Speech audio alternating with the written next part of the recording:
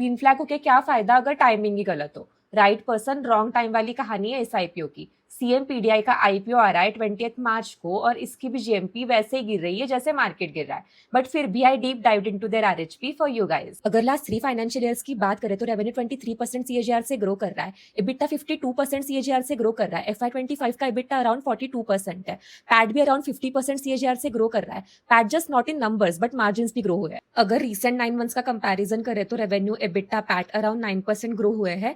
PAT and EBITDA margin थोड़े से drop हुए हैं। अगर कुछ और ग्रीन फ्लैग्स की बात करें तो कंपनी का मार्केट शेयर अराउंड 61% है और ये कोल इंडिया की प्रेफर्ड कंसल्टेंट है। कंपनी 1975 में इनकॉर्पोरेट हुई है, तो they have decades of experience and they obviously have backing of government.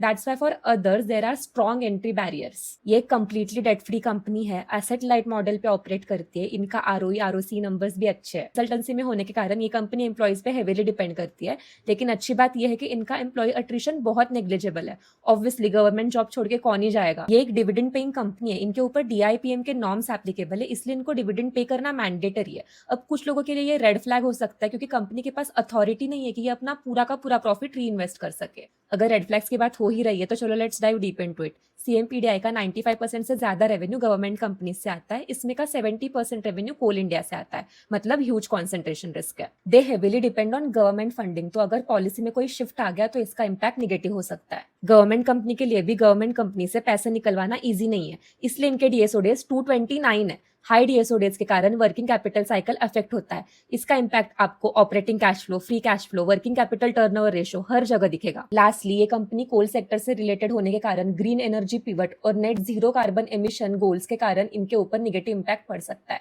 अगर वैल्यूएशन की बात करें तो इनका pre IPO P around 18 times आता है, जो कि मेरे हिसाब से रीजनेबल है। अगर प्राइस टू बुक रेशियो की बात करें तो अराउंड 6x आता है, जो कि मेरे हिसाब से थोड़ा हाई है। अगर जीएमपी की बात करें तो आज 19 मार्च को इनकी जीएमपी अराउंड 3% है। मैं इस आईपीओ में अप्लाई नहीं करने वाली हूँ क्योंकि we are in a bear market which is heavily driven by war news. ऐसी सिचुएशन में आईपीओ में इन्वेस्ट करना मुझे सेंसिबल नहीं लगता, but this is not an investment advice. I am not SEBI registered, so do your own research and take your own decision.